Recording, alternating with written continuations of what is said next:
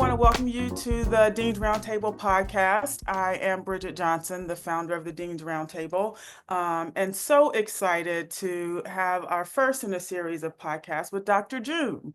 Dr. June is joining us today, and we're going to talk about civil discourse. We are kind of right in the thick of election season, and I know that a lot of schools have had issues or concerns about how to manage this election season in the classroom with faculty and staff, and just making sure that we are, one, allowing for civil discourse, allowing for discourse at all, because some people feel like maybe they shouldn't be having these conversations in the classroom, but what other better place to have it than in our educational institutions? And so we want to talk with you today about some tips and tricks to be able to do that in a way that's respectful, and in a way that promotes open dialogue. So I'm so thankful that Dr. June is with us here today. I'm going to give her the platform and let her introduce herself. Hi, thank you so much, Bridget. I am really happy to be here and to share with your audience and with the folks here. I am Dr. June Kara Christian, and I've spent more than 2 decades working in education leadership, coaching, and policy development. My passion has always been about fostering authentic conversations and resilience, especially when it feels like division is overwhelming the culture and the community and the connection that we're seeking to build there. I started my career working in organizations like Teaching Tolerance, which is now Learning for Justice. It was a project of the Southern Poverty Law Center. And those experiences really helped me to shape how I approach helping schools and leaders engage and navigate difficult conversations, whether it's about politics or race or social justice. I've also had the pleasure of working at companies like Noom and Starbucks and being able to help them develop effective more effective communication strategies at the leadership level. Through those experiences, I founded my own consultancy, Pineapple Lampshade, where I help school leaders and founders develop strategies that don't just focus on getting through the tough stuff, but also to grow and to develop and to become stronger as a result of it. So, I believe that every challenge, whether it's a polarized classroom or a staff divided around political issues, can be an opportunity for growth if we approach it with the right tools. I've written a couple of books, Understanding the Black Flame and Multi-Generational Education Trauma, as well as The Joyful Leader from Burnout to Blast Off in 30 Days, which delve into how to help leaders and educators move through um, the current situation that they're facing. So I'm not big on titles and accolades. What I care most about is creating spaces where leaders feel empowered to tackle the to tackle the tough stuff head on with confidence and care. And that's what drives me in the work that I do with schools and organizations. Awesome. Thank you so much for that wonderful introduction, Dr. June. And I think we'll just dive right in because we got a lot to talk about. So I'll start. I'll pose this question to you. In the midst of today's political climate, why do schools feel so divided, and what can leaders do to start healing that divide? I think one of the things that we have to recognize is that schools are not immune to social division. So, whatever is going on in society is also happening inside of the schoolhouse, and it often mirrors the larger political and social conflicts outside. So, whether it is this political election or ongoing social justice movements, the tensions that we're experiencing in the broader social context are going to come inside of schools and filter into not just classrooms, but the interactions that faculty and staff are having with each other. And so I think the first step that we've got to acknowledge in growth and moving in a way that wraps our arms around the conversations that we're having, difficult conversations, critical conversations, and crucial conversations, is recognizing that schools do reflect society's divisions, that they aren't. their own echo chamber or immune to the issues from outside. And I think one of the things that I've developed in a framework that I use with schools is to see the narratives. So how are you identifying the external stories and the beliefs that shape your school's culture? How are you acknowledging what happens on the outside and what's either preventing you from engaging with difficult and critical conversations, or what is standing in the way of connection and community and coming together and prioritizing that connection and community over the conflict that may arise in the political season? Um, Once the narratives are visible, then leaders can start to address them head on rather than ignoring them and trying to sweep them under the rug.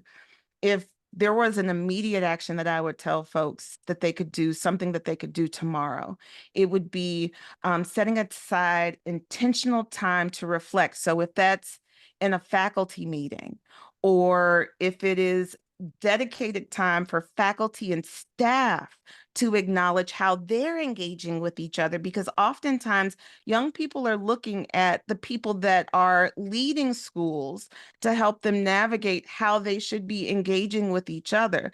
One of the other things that I also want to really make clear is that students just aren't responding to their own ideas of the political discussions and where they fall. They're navigating their responses to that, but they're also observing the tension and the anxiety that they're observing. They're also observing the anxiety and the tension that their parents are holding, as well as the leaders in schools are holding. So they're responding to a variety of anxieties that aren't necessarily their own. And they're trying them on. And so, really being mindful that what you're seeing, especially in this election season, may not necessarily be arguments over what's happening politically. It could be students that are acting out just a little bit more. It might be students who are withdrawing from the conversations, because it's not just the disagreement between those folks that are the loudest. It's the people that are sitting on the periphery that we often aren't paying attention to, and how are they being impacted by those conversations. And they may be impacted and unwilling or unable to talk about that impact. The schooling environment just becomes a little less safe for them. And when we're trying to create safer opportunities for young people, not just to have these conversations about politics, but conversations that are really going to help them establish the skills that they need to thrive in life, it becomes a lot more important around how we navigate and negotiate these conversations. And data shows us that schools that regularly address these tensions notice a 30% increase in trust among students and staff. So growth, connection, community begins when we recognize that schools reflect societal division, and we use that insight to open communication. So I would imagine, help folks to imagine, what does it look like to lead a school where difficult conversations are handled with grace, and we tune into the conflict in a way to use it as an opportunity for connection, as opposed to, I think a lot of the fear and anxiety that comes up when those conversations come up, and trying to push them away because we have the false impression that it's going to lead to division when it can be the greatest opportunity for connection. Awesome. And so you emphasize helping schools identify what's holding them stuck. Can you explain why this is such a crucial step for leaders and staff? Absolutely. I think that schools often get stuck because of fear, right? So it's fear of backlash, or it's fear of canceling, either student or staff, or fear of saying the wrong thing, or fear of handling a tough conversation. So, in the second step of the framework, what we do is, once you understand what are the societal issues, the hurdles that you have, identify what's keeping you stuck. So when you understand where these hurdles are these hurdles intentional? Do they help the school community? If they don't, can you devise a way to move beyond them? How do you identify what's holding you stuck so that you can move beyond it? When you leave these fears unaddressed, they hold the entire school community back from growth and from healing. When you identify what's keeping you stuck, it's the first step in moving forward. So, if you were to take an immediate action, that would be to encourage staff to reflect on moments when they actually avoided difficult conversations, whether it's around the political season or if it's social tensions within the school culture. How that identifying, reflecting upon, garnering that self awareness allows teachers, staff, and leaders to see just how avoidance is costing them the opportunity to connect. And it's also costing a valuable learning opportunity for young people so that they can see when we have difficult conversations, when we disagree, how can we first prioritize connection and culture as opposed to prioritizing the desire to be right or to come out on top in the debate? So it's less about who's right and who's wrong. And it takes us out of opposing viewpoints and it places us along a continuum of differing viewpoints. And when we prioritize connection, when we prioritize community, how do we understand that we could both have a different idea, a different outcome, a different thought that isn't in opposition to each other, but actually prioritizes community and culture. Um, in one school that I worked with, what we did was a concentric circle activity where I took the teachers. There was a core group of teachers. Half of the teachers were on the inside of the circle facing out. And then we took the other half of the teachers and we placed them on the outside circle facing the other teacher. And ultimately, the teacher on the inside would talk about this is my fear. We had instituted a more inclusive reading curriculum in the lower school where I was working. And so teachers had a great deal of fear around how parents were going to respond to that during parent teacher conferences where they actively addressed it. So they vocalized their fear in anticipation of the conversation that they were going to have with parents. And the teacher who was standing on the outside listening offered a different viewpoint. So, how would you respond to this? And they found that exercise so invaluable because it didn't give them an answer, or I'm sorry, it didn't give them the answer, it gave them an answer. So now we become more solution oriented in the way that we're engaging with any objections that parents have, and we're not centered on this is the worst thing that can happen, but there is an answer. There's a possible answer, and I can use that possible answer to derive my own. So I think once schools start to recognize where they're stuck, the path to growth and to unity becomes clear. And that's where the transformation begins. So, I would ask folks that are listening, what if you could unlock the full potential of staff by simply identifying the fears and the habits that keep you stuck? I think that's awesome. And I think that we don't do enough of that type of dialogue. I think it's so important for people to be able to speak honestly and openly about kind of what's going on in their fears. And you talked earlier about modeling for students. We need to model that sort of dialogue and behavior with the students as well, so that they will feel comfortable talking about their concerns and their fears. And that that lays a foundation for strong relationships. And so, relationships in schools and within the teams and with the faculty and staff are so important when you're trying to manage these difficult conversations, ones that are highly charged. And so, my next question for you, Dr. June, is like, what might help schools manage highly charged political conversations like those around Trump versus Harris and the election without creating more division? I would say that managing difficult conversations, more specifically this political conversation, begins with structure. So the next step is how do we measure impact? What is the impact that we're measuring, and how are we going to measure whatever we've determined impact is? And so we encourage schools to evaluate the cost of avoiding the hurdles and the conversations that um, that they think they don't want to have versus addressing them with a plan. Unstructured debates are going to lead to miscommunication. They're likely going to lead to, well, it's going to lead to miscommunication. Miscommunication typically leads to mistrust. And when you've got mistrust in the education system, it becomes difficult to trust education broadly. So the disconnect not only happens between faculty and staff, it happens between students, faculty, and staff, and can also bleed into the relationship that families have with the school, with the staff, and with the teachers that are impacting their students on a day-to-day basis.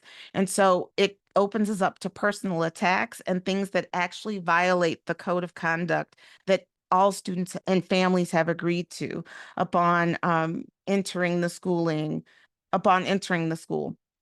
And so I think with the right guidance,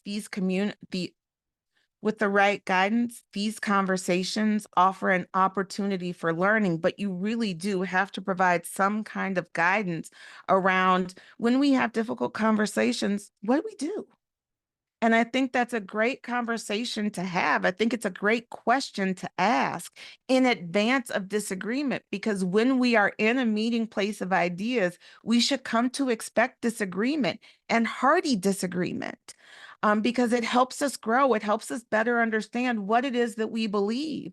And is there shift and wiggle room with regard to our beliefs? So I think schools should focus on grounding the conversations in actual data. So when we disagree, are we having a disagreement about emotions? Are we having a disagreement about beliefs? Or are we having disagreements about facts that are rooted and grounded in data where we can substantiate what it is that we believe? Because if we're having a conversation on anything that doesn't center on data, how are we prioritizing connection and community and belonging over the desire to be right or to have our emotional desires fed by being right or being positioned as more powerful or having a better thought than someone else?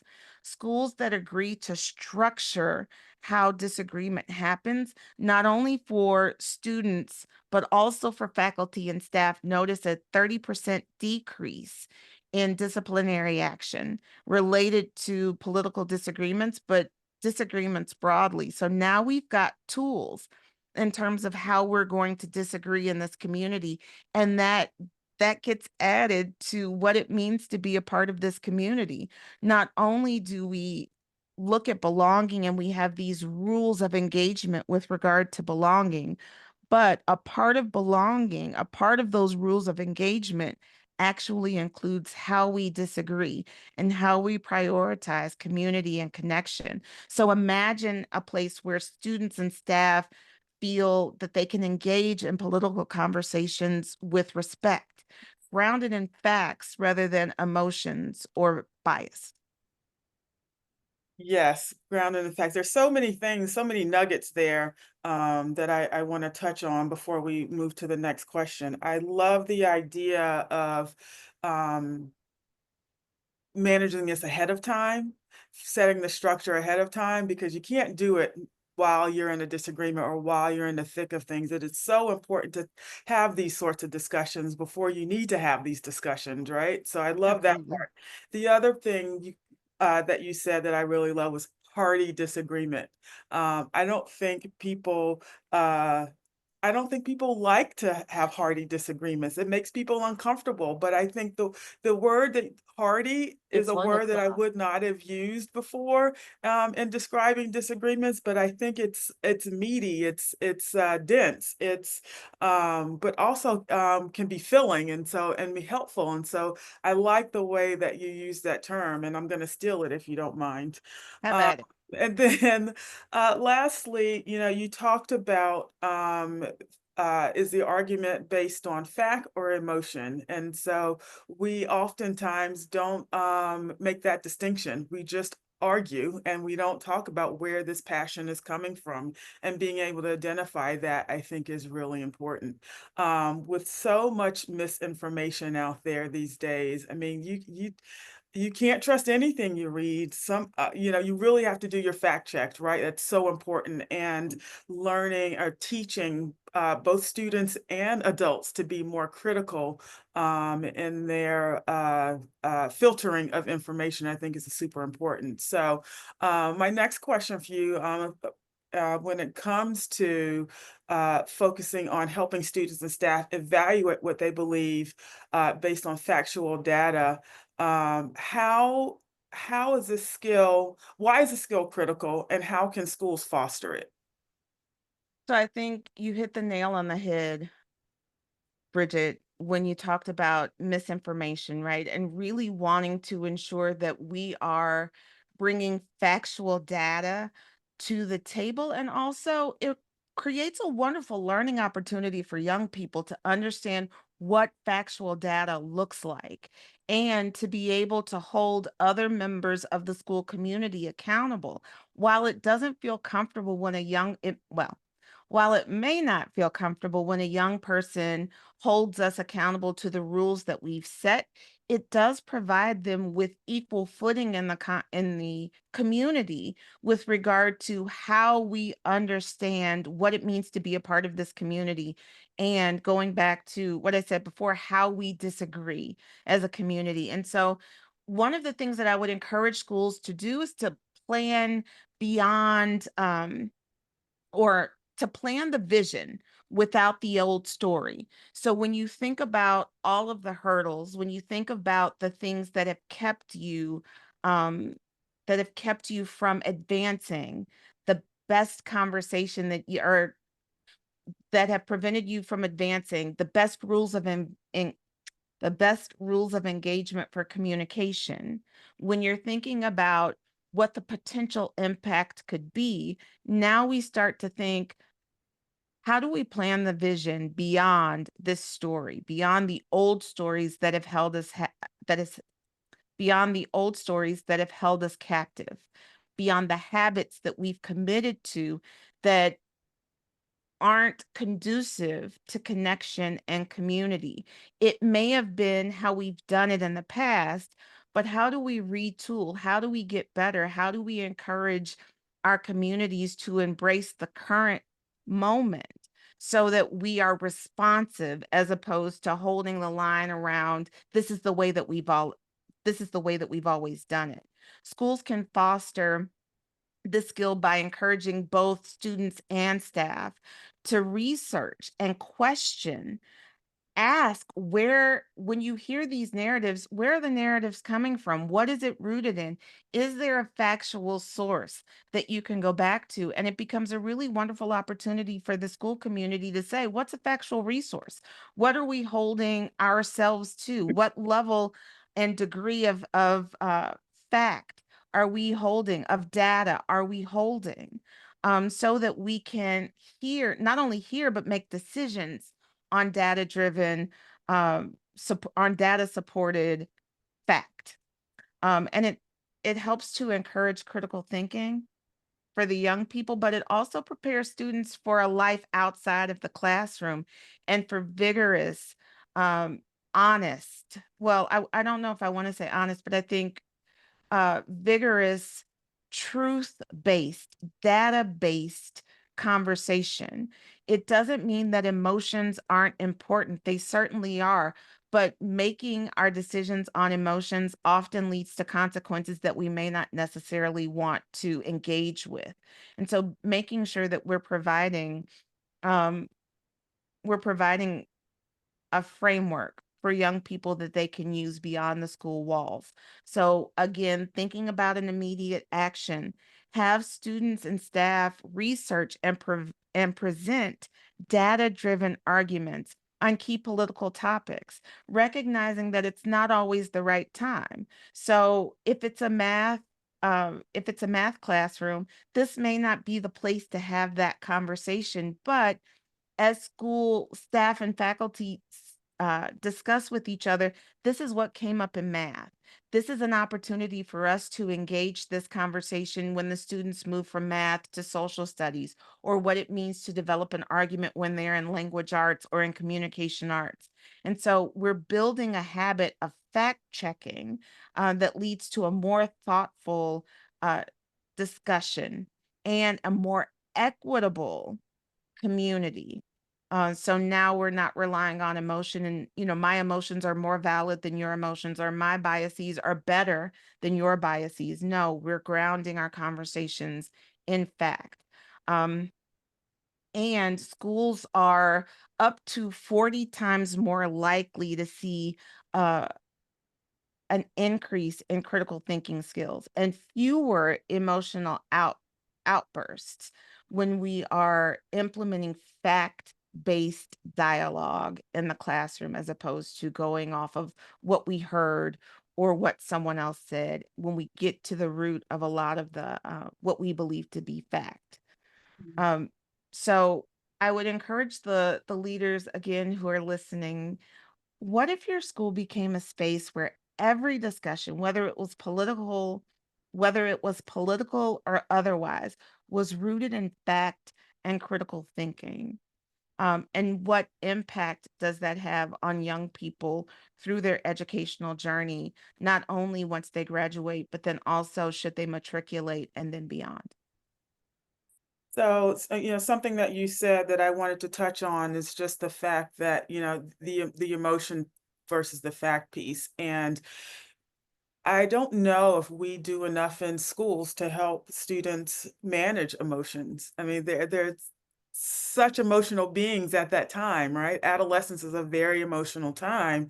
And I think we spend most of our time, you know, for lack of a better term, shoving the facts down their throat, but not talking about the fact that they actually have emotions as well. And so there's a time and place to have those conversations to talk about what emotion looks like and how it can kind of cloud your thinking and how to separate that and deal with the facts. And so when you're thinking about school culture and thinking about, what we've talked about in terms of managing conflict, what are the long-term benefits of managing conflict, and how can that actually transform school culture?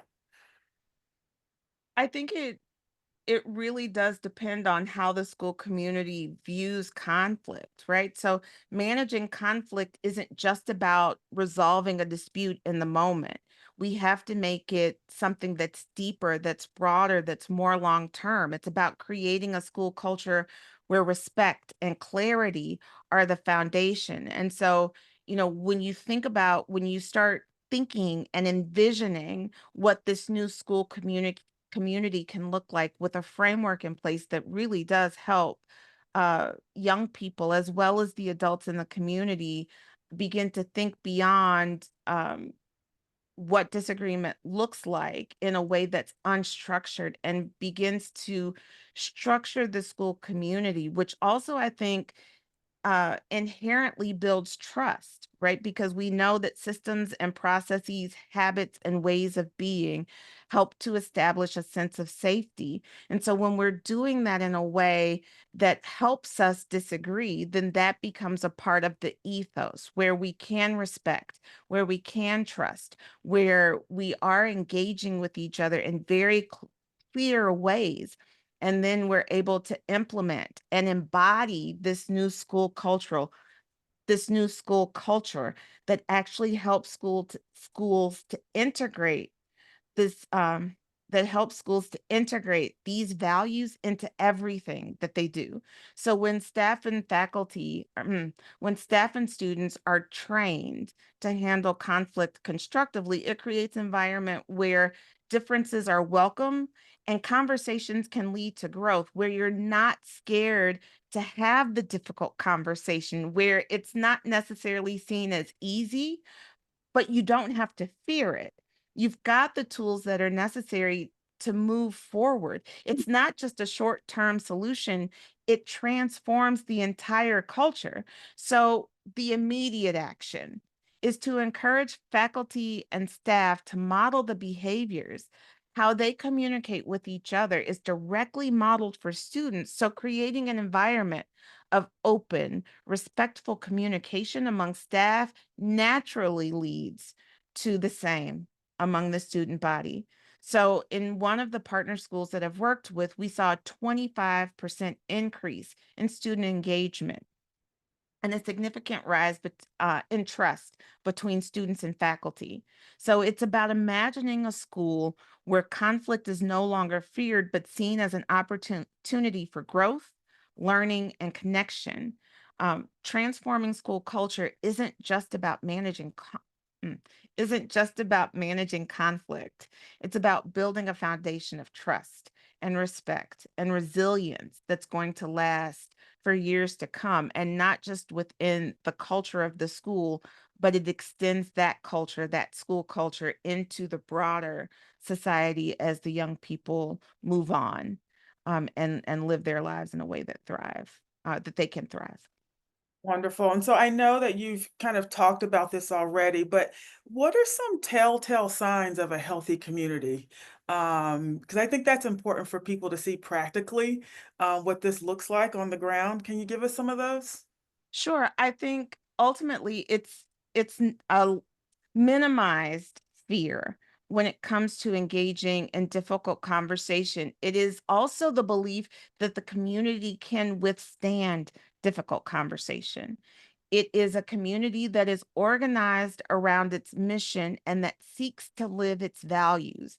For the most part, most schools have everything they need with regard to mission and values, and then the code of conduct or whatever document that they have, the agreement that parents and students, families and students sign on, right, in terms of how we live our mission and values, really being intentional and reviewing that space to see, are these the rules that we are willing to hold not only students and families to, but also faculty and staff?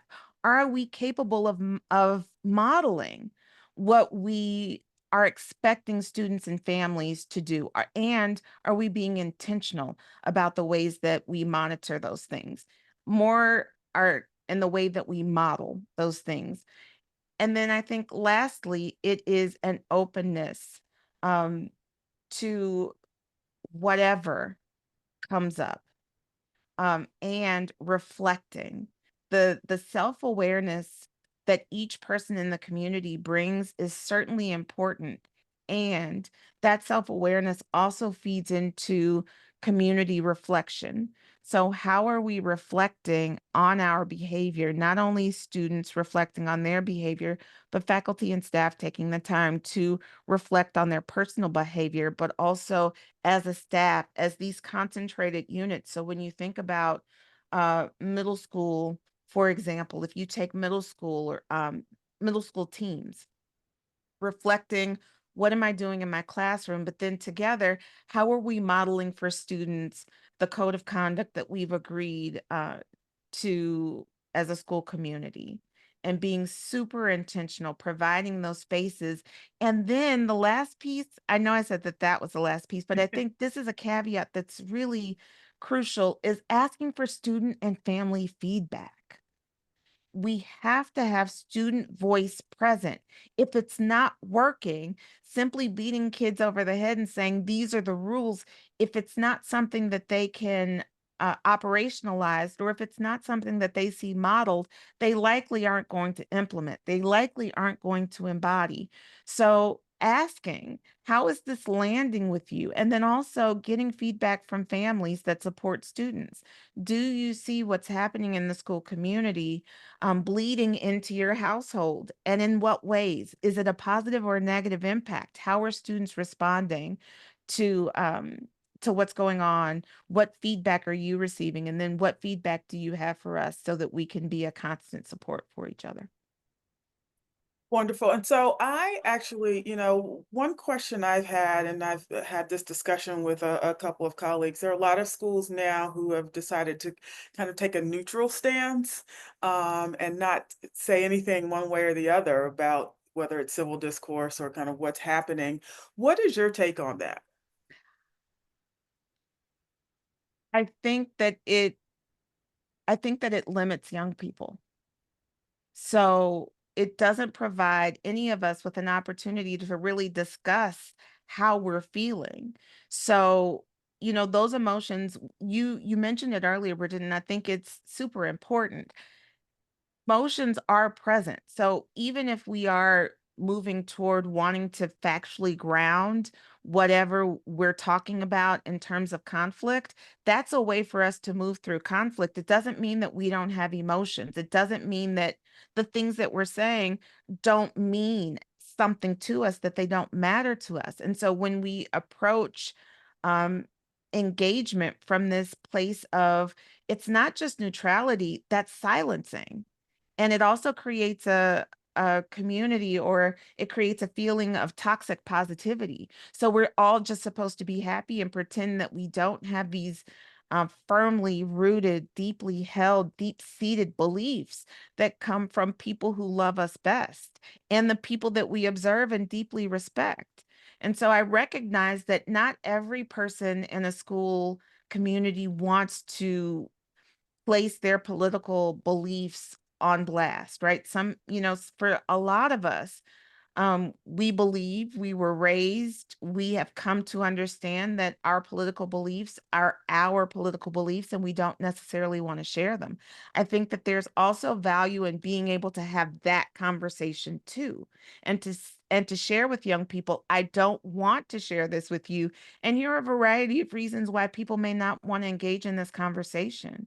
But also recognizing that we're not we're we've got to disengage the current public discourse around opposition to differing opinions.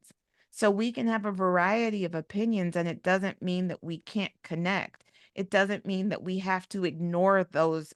It doesn't mean that we have to ignore our opinions, or that we have to guard them so closely to our chest that we appear as though everything's okay when it's not. We do need to have some very real conversations about the divisiveness in our society. And if we are unwilling to have those now, then I can only imagine what that looks like, the impact of that a decade, 2 decades, 3 decades down the line. I agree. And, so with that said, what advice would you give a school leader who's like, oof, we really need to kind of shift the culture and really begin to have these types of dialogue? What would be the first step? Seems like a daunting process. Yeah, I think the first step, it's I would split it in half, right? So the first step would be to get faculty and staff to begin to reflect upon how do we handle conflict, and thinking about that um, broadly, but also in the teams that educators and staff find themselves in. So in these smaller teams, how do we handle conflict, and how do we want to handle conflict?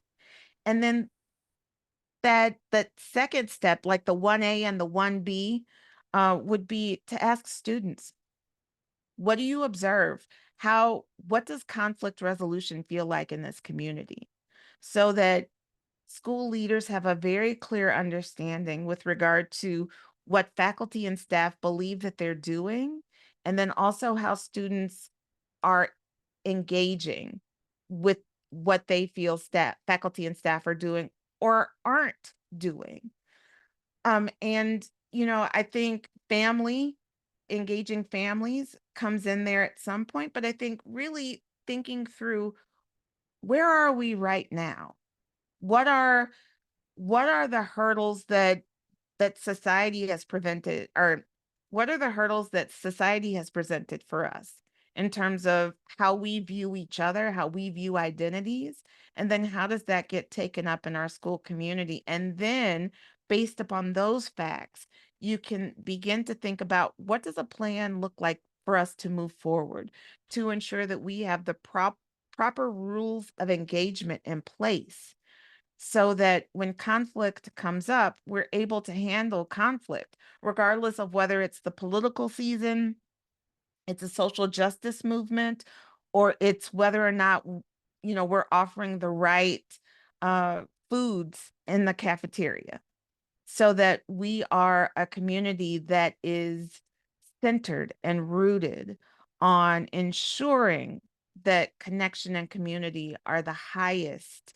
value that we have, and everything else in terms of how we disagree and how we come together and how we think through conflict resolution revolves around that connection and community. Wonderful. This was certainly an enlightening conversation for me. I've learned a lot of things. I'm definitely taking that hearty disagreement term back with me. I really loved it. Any parting words for the group as we get ready to sign off? Bridget, I think over the years I've learned that schools are the heart of any community.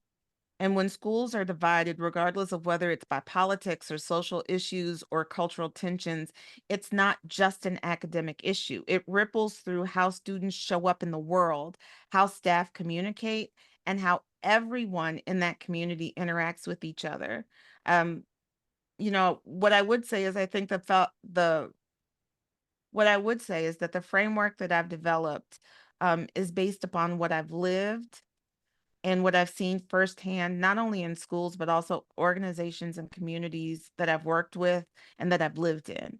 So, whether it's navigating difficult conversations around this election or managing deeply rooted social tensions, I know that when schools take the time to address challenges head on, they grow stronger as a community. But it does require intentionality and openness and the right tools to do it well.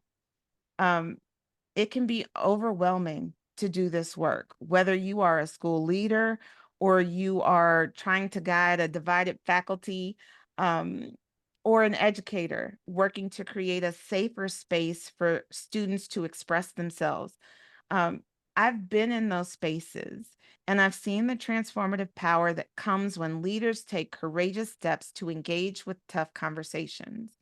So, if something in today's conversation resonated with anyone who's listening, if you are feeling the weight of trying to lead in these polarizing times, please know that you are not alone. And I would love to be a part of that journey in helping schools to not just um, realize that the conflict is there, but to manage that conflict in effective ways. So feel free to reach out to me directly. My personal email is drjune at pineapplelampshade.com. And, whether your school community is ready for a workshop or you simply want to know what's happening, um, mm, whether your school community is ready for a full workshop or you simply want to talk about what's happening in your school, I'm happy to support you in whatever way that I can. And I think together, um, and with this amazing platform that you've created, Bridget, this can be a place where schools can build respect and clarity and unity. And it becomes a space where they aren't just goals, but they become a reality. So I thank you for the opportunity to have this conversation, and kudos to you. Thank you so much, and I really appreciate you mentioning the platform. I think Dr. June, first of all, is a great resource. She would be awesome to come into your schools and help you manage and facilitate conversations. But she also mentioned the Dean's Roundtable online platform that we've just created and would really love to help people support and work through what they're dealing with at their schools. And it's a safe place where you can come and share those ideas with like-minded educators who are doing the same work that you're doing and can, like that concentric circle that Dr. June talked about earlier, can give you an answer. It doesn't have to be the answer, but an answer and kind of help you work through those things. So thank you so much for that plug. And thank everyone for listening today. We really appreciate you. This will be the first of many, so please stay tuned and subscribe, and we look forward to seeing you next time.